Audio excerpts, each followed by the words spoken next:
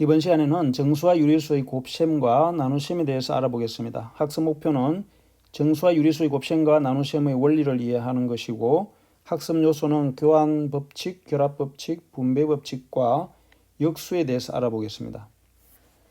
먼저 정수와 유리수의 곱셈에 대해서 알아보면, 오른쪽의 그림으로 나타낸 계산은 2의 정수를 곱할 때 곱하는 수를 2에서부터 1씩 작게 나타낸 것이다. 기역, 니은에 알맞은 수를 써넣고 곱의 결과는 아래로 내려갈수록 어떤 규칙이 있는지를 생각해보자. 즉 규칙을 한번 말해보라는 겁니다. 그리고 디귿과 리을에는 어떤 수를 써넣어야 될지 알아보자. 그러면 오른쪽에서 2에다가 1을 곱하면 4, 2에다가 1을 곱하니까 2죠. 2에다가 0을 곱하면 0. 따라서 음수를 곱할 때 어떻게 되는가를 규칙을 보면 2씩 작아졌죠. 2씩. 그래서 0에서 2 작아지니까 마이너스 2, 마이너스 2에서 2 작아지니까 마이너스 4가 되는 것을 알 수 있겠다는 거죠. 그래서 양수를 나타낼 때 양의 부호는 생략할 수 있기 때문에 2 곱하기 2라는 것이 4라는 식을 이렇게 다시 부호를 써서 나타내면 플러스 2, 즉 양수 2 곱하기 양수 2는 양수 4가 되고 2 곱하기 1은 2라는 식은 플러스 2, 즉 양수 2 곱하기 양수 1은 양수 2가 되더라는 것을 부호를 써서 이렇게 나타내는 것을 알 수 있다는 거죠. 따라서 두 양의 정수의 곱은 두 수의 절대값의 곱에 양의 부호를 붙인 것과 같고, 앞에서 2의 정수를 곱할 때 곱하는 수가 1씩 작아짐에 따라 두 수의 곱은 다음과 같이 2씩 작아짐을 알 수 있다. 그래서 아래 보면 플러스 2, 양수 2에다가 0, 마이너스 1, 마이너스 2로 1씩 작아질 때마다 양수 곱하기 양수는 양수지만 양수 곱하기 음수는 음수가 됐죠. 양수 곱하기 음수는 음수. 그래서 2씩 작아지는 것임을 우리가 알 수 있습니다. 따라서 양의 정수와 음의 정수의 곱은 두 수의 절대값의 곱에 음의 부호를 붙인 것과 같은 것을 알 수가 있다는 거죠. 그래서 양수 3 곱하기 양수 4를 하면 양수가 되지만 양수 곱하기 음수를 하면 절대값의 곱에 음의 부호를 붙여서 음수 30 되더라는 거죠. 그래서 마이너스 2 곱하기 플러스 2나 마이너스 2 곱하기 플러스 1은 각각 마이너스 2 곱하기 2와 마이너스 2 곱하기 1과 같기 때문에 마이너스 2 곱하기 플러스 1을 하게 되면 마이너스 2에다가 더하기 마이너스 2를 해서 마이너스 4가 되는 것으로 해석할 수 있다는 겁니다. 그 다음에 마이너스 2 곱하기 플러스 1이라는 것은 마이너스 2를 한 번 더해서 그냥 마이너스 2가 되고, 따라서 음의 정수와 양의 정수의 곱은 두 수의 절대값의 곱에 음의 부호를 붙인 것과 같다. 이렇게 기억을 해둬야 되겠습니다. 마찬가지로 해서 음의 정수 마이너스 2의 정수를 곱할 때 곱하는 수가 1씩 작아짐에 따라 두 수의 곱은 다음과 같이 2씩 커짐을 알 수 있다. 좀 전에도 살펴봤죠. 마이너스 2에서 0, 마이너스 1, 마이너스 2를 곱하게 되면 각각 0 플러스 2, 4가 되는 것을 우리가 볼 수가 있고, 이때 곱하는 수가 1씩 작아질 때 결과는 2씩 커지는 것을 우리가 알 수 있다는 거죠. 따라서 두 음의 정수의 곱은 두 수의 절대값의 곱에 양의 부호를 붙인 것과 같은 것을 알 수가 있다. 예를 들면 마이너스 2 곱하기 플러스 5를 하게 되면 절대값에 음수 부호를 붙인 거고, 음수일 때는 절대값의 곱에 양수 부호를 붙였죠. 그래서 이런 규칙에 따라서 문제 1번을 풀어보면 플러스 5 곱하기 플러스 7이라는 것은 5 곱하기 7 양수끼리의 곱이므로 양수 부호를 써주면 되죠. 그래서 플러스 5, 7, 35. 2번도 마찬가지로 2번은 양수 곱하기 음수죠. 그럼 부호는 음수로 하고 절대값은 곱합니다. 그러면 어때요? 마이너스 11이 되는 것을 알 수 있겠죠. 세 번째, 음수 곱하기 양수도 마찬가지로 부호가 다른 두 수의 곱은, 즉 음수 곱하기 양수나 양수 곱하기 음수를 하게 되면 부호는 음수이고 절대값의 곱을 해서 부호만 음수로 붙이면 되죠. 그래서 마이너스 39, 27. 마이너스 8 마이너스는 즉 마이너스로 곱할 때 음수와 음수를 곱하면 양수 부호가 된다 그랬죠. 그래서 플러스 양수 부호에다가 절대값인 8 곱하기 7을 하면 플러스 8, 7, 7, 8, 56이 되죠. 자, 이제 유리수의 곱셈도 정수의 곱셈과 같은 방법으로 하면 된다라고 알려주죠. 그래서 정수와 유리수의 곱셈에 대한 규칙을 한번 정리를 하면 부호가 같은 두 수의 곱셈은 두 수의 절대값의 곱에 양의 부호를 붙인다.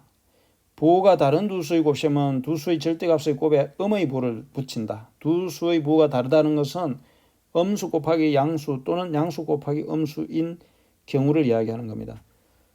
다음에 어떤 수와 0의 곱은 항상 0이다. 그렇죠. 0에다가 뭘 곱하면 결과는 항상 0이 되니까. 예제 1번을 보면 플러스 5 곱하기 마이너스 10분의 1은 부호가 양수 음수니까 부호는 마이너스죠. 그리고는 절대값끼리 그냥 곱하면 됩니다. 5 곱하기 10분의 1. 그러면 5와 10이 약분이 되므로 결과는 마이너스 2분의 1.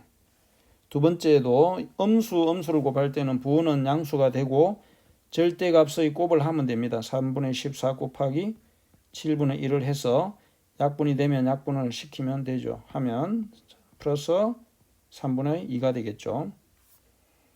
문제 2번은 다음을 계산하시오라고 했는데 양수끼리의 곱이니까 어때요? 양수 부호에다가 즉 양의 부호에다가 2 곱하기 1.8을 하면 플러스 3.6이 되죠.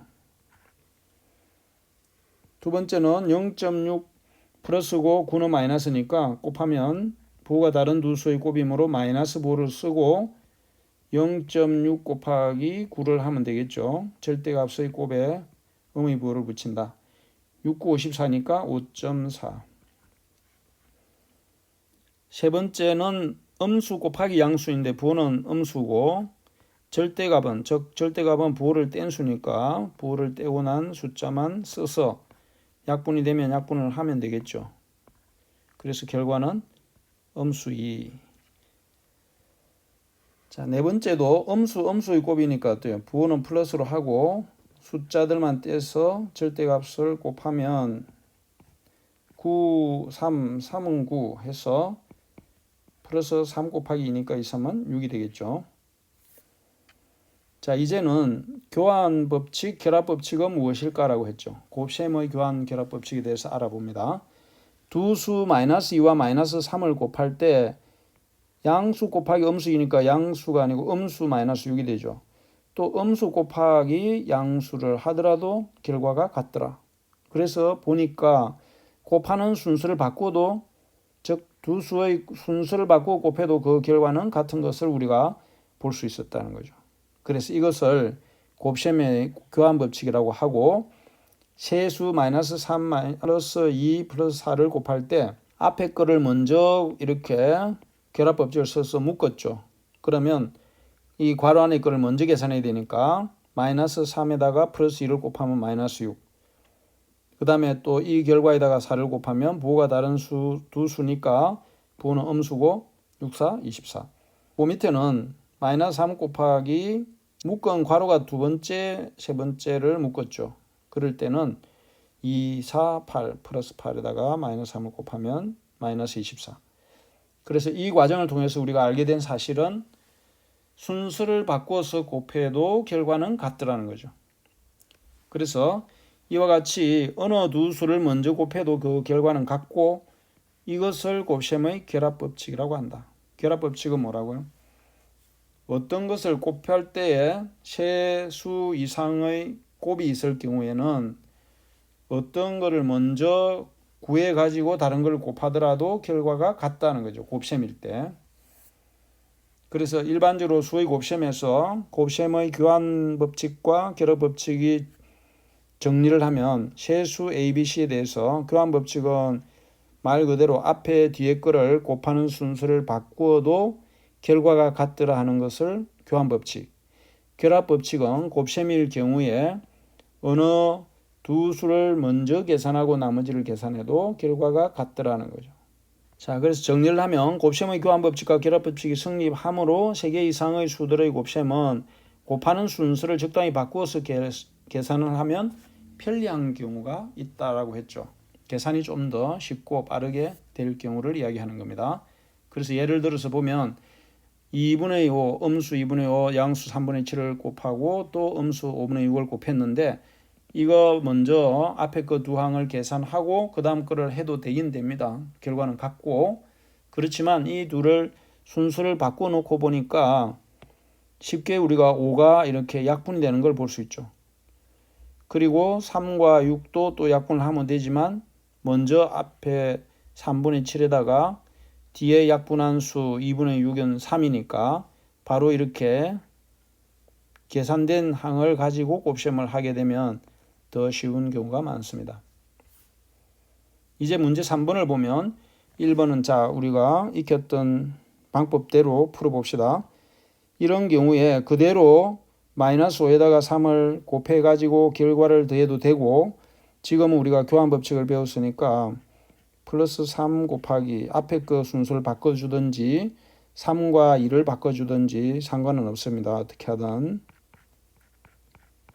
자, 교환 법칙을 써서 곱셈에 대한 교환 법칙을 써서 곱하는 순서를 바꾸었는데 이때는 우리가 앞에 거를 먼저 두 개를 계산하는 거죠. 플러스 3 곱하기 마이너스 5 이걸 먼저 하고 마이너스 1을 곱하면 3 곱하기 마이너스 5는 부호가 다른 두 수니까 부호는 음수고 3, 5 절대값은 곱해서 15가 되겠죠.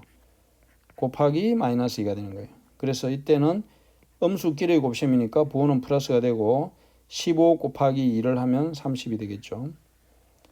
두 번째 식도 보면 순서를 바꿔봅시다. 이거는 상관이 없다 그랬죠. 순서는.